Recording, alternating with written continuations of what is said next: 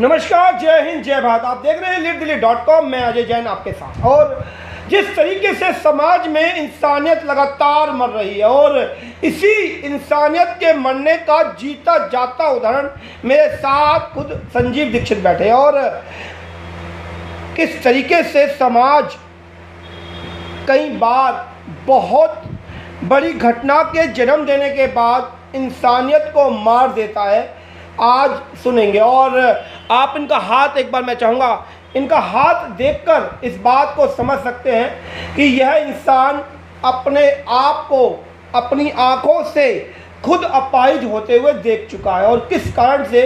एक बार पूरी कहानी संजीव जी से सुन लेते हैं। जी, क्या हुआ था हाथ के लिए सर?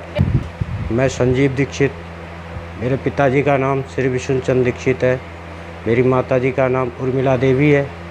मैं जलालाबाद का रहने वाला हूँ और यहाँ करतार नगर में नौकरी करता था।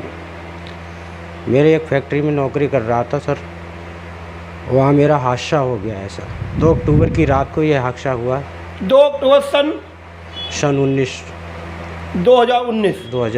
में 2 अक्टूबर 2019 में मेरा ये हादसा हुआ है।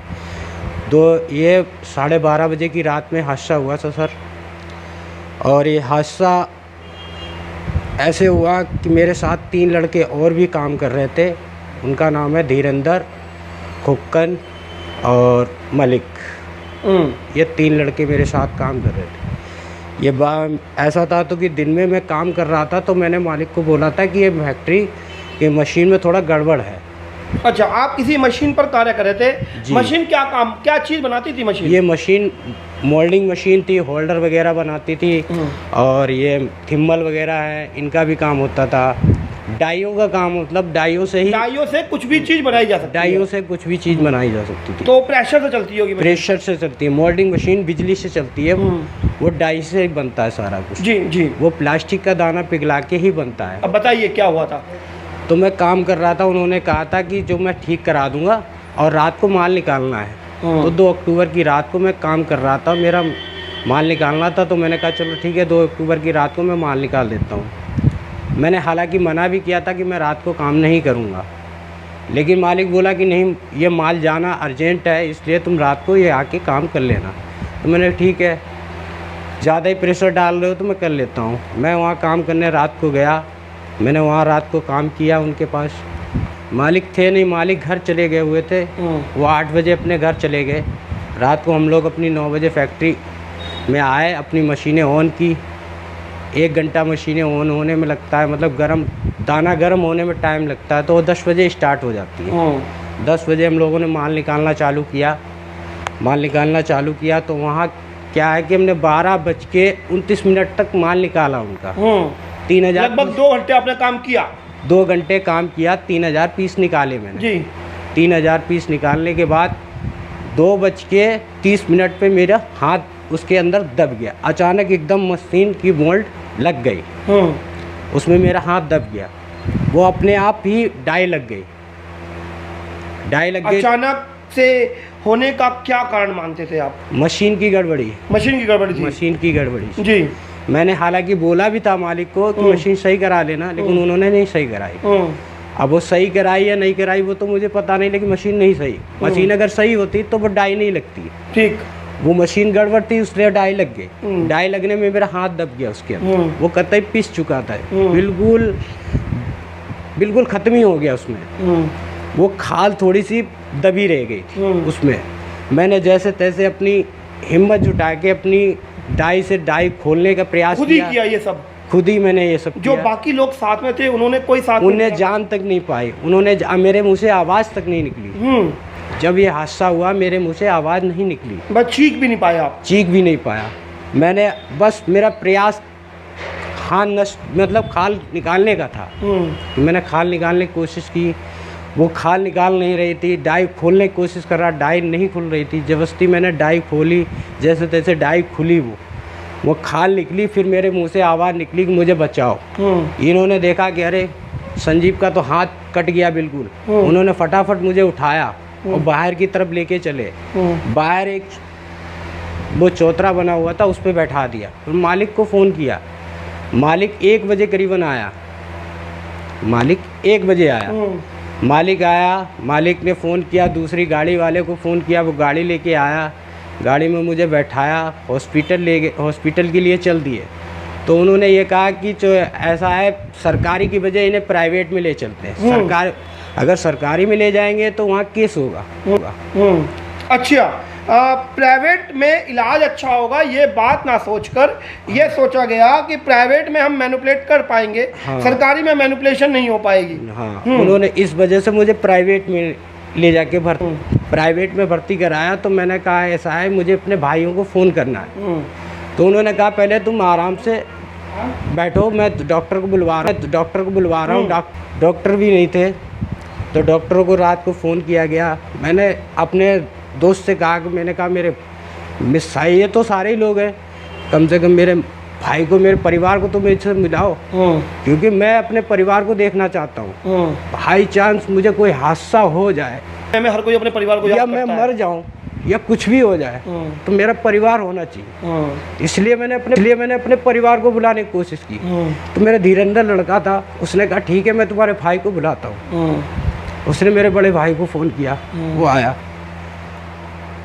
बोले तुम्हारे भाई आ रहे हैं, आप नर्वस मत हो।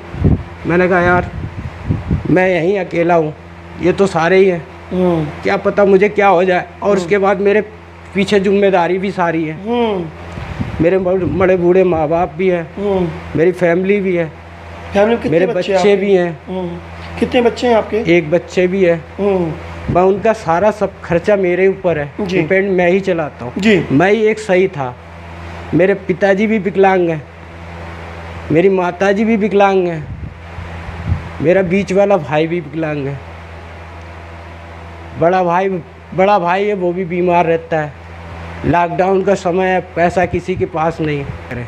अभी अब जैसे चलो ये हादसा हुआ, उसके बाद क्या रुख रहा मालिक का नाम बताइए। मालिक का नाम ये धीरेंद्र उनका विजेंद्र नाम है एक का, और बड़े वाले का रतिमन शर्मा है। रतिमन शर्मा जिनके नाम पे फैक्ट्री है वो रतिमन है। मैंने आपकी FIR पढ़ी, उसमें विजेंद्र नाम आ रहा है। उसमें विजेंद्र उन्होंने बड़े वाले ने, रतिमन शर्मा ने, उन्होंने इसलिए डलवाई है कि उन्होंने अगर इसको कुछ होता है, छोटे वाले को जिया जाएगा तो इसको हम करवा लेंगे जमानत, या जो भी होगी जेल जाएगा तो हम जमानत करवा लेंगे, या कुछ भी होगा तो मैं इसको छुड़ा लूँगा।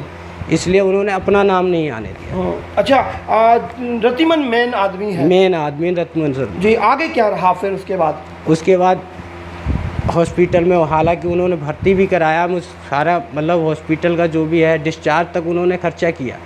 उसके बाद डिस्चार्ज के बाद उन्होंने मुझे छोड़ दिया। डिस्चार्ज के बाद मेरे बड़े भाई ने मुझे संभाला, जो भी ट्रीटमेंट का खर्चा हुआ, जो भी मतलब खर्चा हो रहा था, जो भी चल रहा है अभी तक चल रहा है, वो मेरा बड़े भाई है। और मेरा मतलब जो भी है सब परिवार मेरा मतलब जैसे तैसे जो भी गुजारा करके कमा के जैसे जो भी कमा रहा है उल्टा सीधा करके वो मेरा अभी भी खर्चा झेल रहा है। 2.5 सालों से मैं बैठा पड़ा। 2.5 साल में आपने अपने फैक्ट्री मालिक से संपर्क करने की कोशिश की? मैंने अपने फैक्ट्री मालिक से संपर्क करने की कोशिश की, लेकिन फैक्ट्री मालिक ने मुझे भगा दिया। उसने वहाँ से मशीनें ही हटा दी, सारी मशीनें हटा के दूसरी जगह लगा दी। जिस वक्त मैं हॉस्पिटल में भर्ती था उस वक्त वो 2-3 दिन के लिए नहीं आया था हॉस्पिटल में। क्यों नहीं आया था? इसलिए नहीं आया था, वो अपनी मशीनें यहाँ से वो शिफ्ट कर रहा था कहीं। उसके बाद मुझे बोला कि मैंने मशीनें बेच दी, मैंने हटा दिया यहाँ से सब कुछ। जिस दिन ये हादसा हुआ उसके अगले ही सुबह दिल्ली पुलिस ने तत्परता दिखाई और मुकदमा दर्ज हुआ। 287 जब धारा पड़ी गई तो उसमें आया मशीन की अपेक्षा कर रहे हैं उससे कोई भी हादसा हो सकता है, और यही धारा 287 कहती है। उसके बाद 2 धारा 337 और 338 भी लगाई गई, जिसमें किसी की जान को जोखिम में डालने की बात आ रही है। तो मैंने FIR पढ़ी तो मुझे लगा कि चलिए धाराएं तो सही है, रिलेट करती है, क्योंकि एक्सीडेंट केस है। लेकिन एक्सीडेंट की वजह क्या हुई? वह वजह हुई जैसे बताया संजय दीक्षित ने कि मशीन को रिपेयर कराने के लिए बार बार बोला गया, लेकिन वह मशीन रिपेयर नहीं कराई गई, और यही कारण हुआ कि वह मशीन की उपेक्षा होने के कारण इनकी जान जोखिम में आ गई। और बात इसके बाद की करूं तो लगभग 2.5 साल का समय है और 2.5 साल से संजीव जी लगातार अपने न्याय की गुहार न्यायालय में लगा भी रहे हैं, लेकिन न्यायालय भी जिस तरीके से पूरे देश ने कोरोना नाम के कहर को झेला, तो ये उसकी डबल मार झेल रहे हैं, क्योंकि बीमार है और ऊपर से यह कोरोना की महामारी। अपने गांव चले गए और गांव, आप, मुझे पता लगा कि आप गांव चले गए थे, तो अभी उसके बाद से लेकर आज तक कोई भी केस नहीं, प्रोसेस नहीं दिखाई दिया। अभी मैंने इनके दोनों फैक्ट्री मालिक रतिमन शर्मा और विजेंद्र से बात करी, दोनों के दोनों इनको पहचानने से मना कर रहे हैं। जबकि मैं बता दूं कि दिल्ली पुलिस के सामने उन्होंने खुद कबूला है कि हाँ, यह व्यक्ति हमारे यहाँ कार्यरत था और एक्सीडेंट उन्हीं की फैक्ट्री में हुआ, और यह बहुत बड़ा सबूत है कि यह उनको जानते हैं, वो इनको भी जानते हैं। ना पहचानने का कारण, यदि वह व्यक्ति यह सोच रहा है कि 2 साल कोरोना ने निकाल दिया तो ज़िंदगी निकल जाएगी, साहब गलतफहमी में जी रहे हैं। और गलतफहमी इतनी बड़ी कि आज का लोकतांत्रिक ये देश, इसमें हर व्यक्ति को अपनी आवाज़ उठाने का पूर्ण स्वतंत्रता है। और यदि यह हम तक पहुँचे हैं, यदि यह लीड दिल्ली परिवार के साथ संपर्क में आए हैं, तो हम आपको भी चुनौती देते हैं कि यदि यह व्यक्ति किसी भी पटल पर कमज़ोर महसूस करेगा, हम इसके साथ निस्वार्थ भाव से पूर्ण मजबूती से खड़े हैं। और यदि लीड दिल्ली परिवार किसी के साथ आज तक खड़ा हुआ है, तो आज तक कभी भी मात नहीं खाई। तो महोदय, आपसे हाथ जोड़कर निवेदन है, यदि आप तक मेरी आवाज़ पहुंच रही है, तो आज संजीव दीक्षित से संपर्क कर इसको विश्वास में ले लीजिए, क्योंकि यह व्यक्ति आपको अभी भी चाह रहा है कि जेल ना जाए।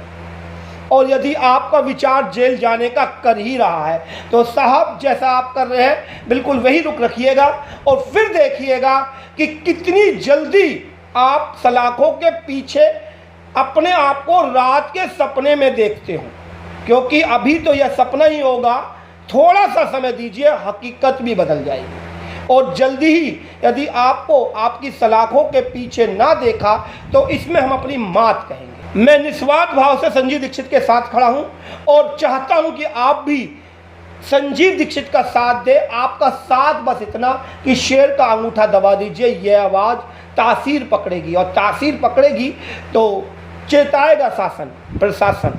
और बाकी तो मेरी एडवोकेट साहब से ही बात हुई, मैं अभी कोशिश करूंगा आईओ से भी बात करने की, और लगातार इस केस को आगे प्रोसीड करूंगा, क्योंकि यह आईपीसी क्रिमिनल प्रोसीडिंग के अंदर तो है ही है, साथ में इनका जो खर्चा, खाना, परिवार की देखरेख और इसके ऊपर डिपेंड होने वाले सभी लोगों का गुजारा आपकी लेबर कोर्ट के द्वारा चलेगा। लेबर कोर्ट में इनका केस, क्योंकि हैंडीकैप सर्टिफिकेट इनके पास है, तो जल्दी ही यह केस प्रोसेस हो जाएगा और जल्दी ही हम इस केस को और मजबूती देंगे। विराम दूंगा।